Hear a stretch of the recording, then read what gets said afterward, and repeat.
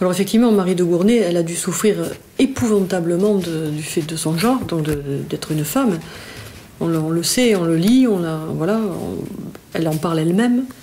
C'est d'une injustice incroyable, mais à la fois, elle a une pugnacité pour résister à ces paroles négatives qui est incroyable.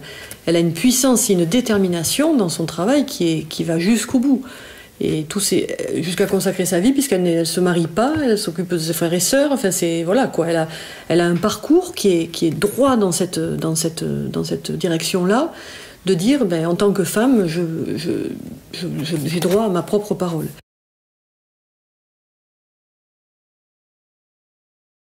Pas en tant qu'éditrice. Je sais pas, il y a quelque chose. Je vous dirais bien quelque chose qui me traverse l'esprit comme ça, spontanément. Est-ce qu'il n'y a pas une dimension maternelle, vous voyez, d'accouchement? On peut penser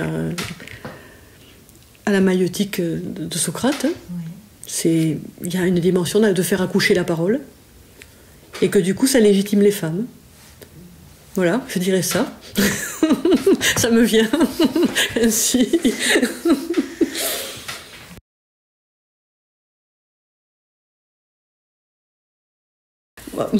Montaigne me dit quelque chose, une phrase, vous voyez, je parle comme Zweig, il me parle, Montaigne me parle à moi personnellement, quand il dit que la voie la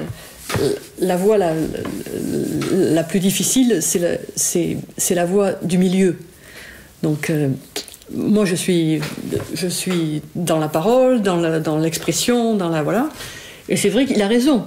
Il a raison, parce que sur les extrémités, on peut toujours se reposer, toucher le mur, là, l'extrémité là, et que la voie moyenne, c'est celle qui est la plus difficile à mener.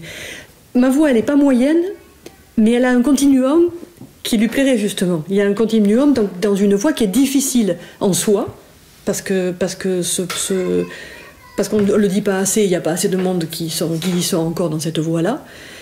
Mais je pense qu'il faut que c'est cette voie médiane, effectivement, qu'il faut partager. En dehors des extrêmes, en dehors de tous les extrémismes qui nous tuent en ce moment. Et ces voies-là, ces multiples voies que je mets en avant, je pense qu'elles disent ça éminemment et continuellement.